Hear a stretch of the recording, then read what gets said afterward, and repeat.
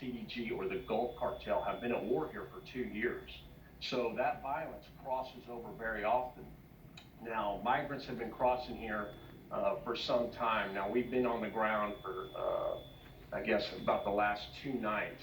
Night before last, Border Patrol apprehended over 200 migrant families. Last night, so far, the numbers that we've looked at are close to 100 that we've personally seen and some video that we've been able to get. But one of the things that's really interesting to me is to really watch as Border Patrol is forced to go from border security to migrant care. We watched that real time yesterday.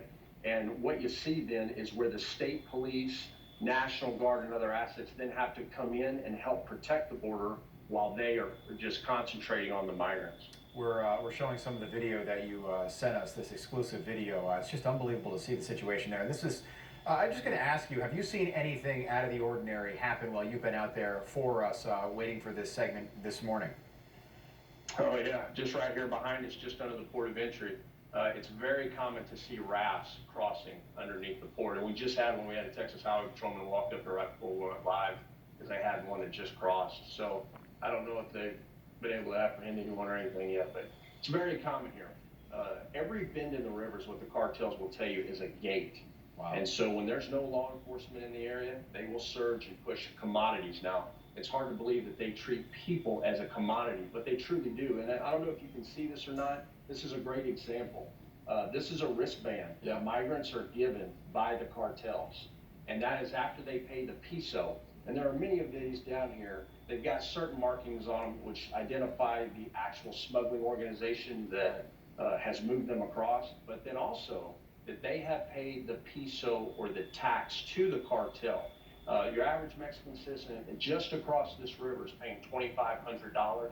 If you're a Central American, you're paying $3,000. If you're Chinese, you pay $5,000.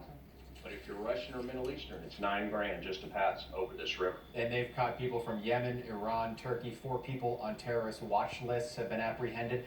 It's great that we caught them, but it makes you wonder how many have gotten through these borders that haven't been this porous in more than 20 years. Earlier this week and last week, the administration said this was the worst we've seen in 5 years. Then it was 10. Alejandro Mayorkas yesterday said this is the worst we've seen in 20 years. You've been in Texas all your life. How bad is it? It's bad, but I will tell you, it's going to get worse. Whenever you see the summer months kick in, that's when migration patterns really increase. So the real challenge we have is just seeing the sheer numbers already for the month of February at over 100,000 apprehensions by CBP.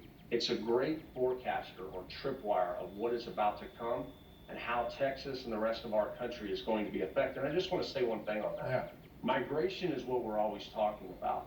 But what is seen here specifically is fentanyl, it's methamphetamine, it is these killer drugs that are surging into the U.S. affecting every American. And when we're averaging, about 81,000 overdose deaths according to CDC, wow.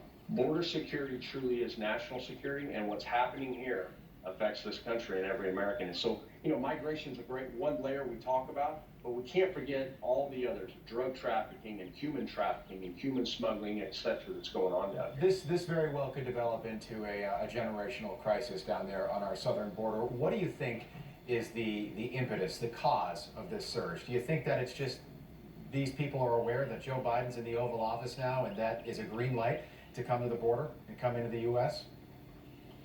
Yeah, that's exactly what it is. Perception drives migration. I mean, we know this. I mean, if you look back to the unaccompanied alien children surge in 2014, the issues that were happening in 2019 before President Trump instilled migration protection protocols in Title 42 because of COVID, that drove the numbers way down. But prior to that, we had some serious problems in 2019. So the message has been sent around the world, and the world has heard, and they are coming.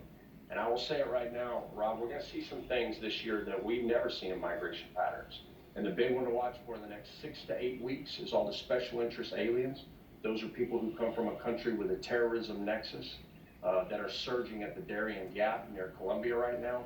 They'll start arriving here in about 6 to 8 weeks. So you'll see a real change in who is crossing from Mexican citizens and Central Americans to the world, basically. It scares me too. We're out of time, but just to hear that Middle Eastern terrorists are traveling here to exploit this crisis, you know, we're not far away from the 20th anniversary of the 9/11 attacks, and anytime I hear that terrorists from the Middle East are trying to get into the country, you know, my alarm bells go off, and it's scary to think about.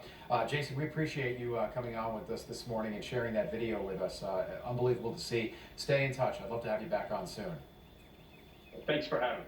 All right, thank you again. That is Jason. We appreciate his time down there in Roma, Texas this morning. You are watching Wake Up America. Do not forget to download our Newsmax app.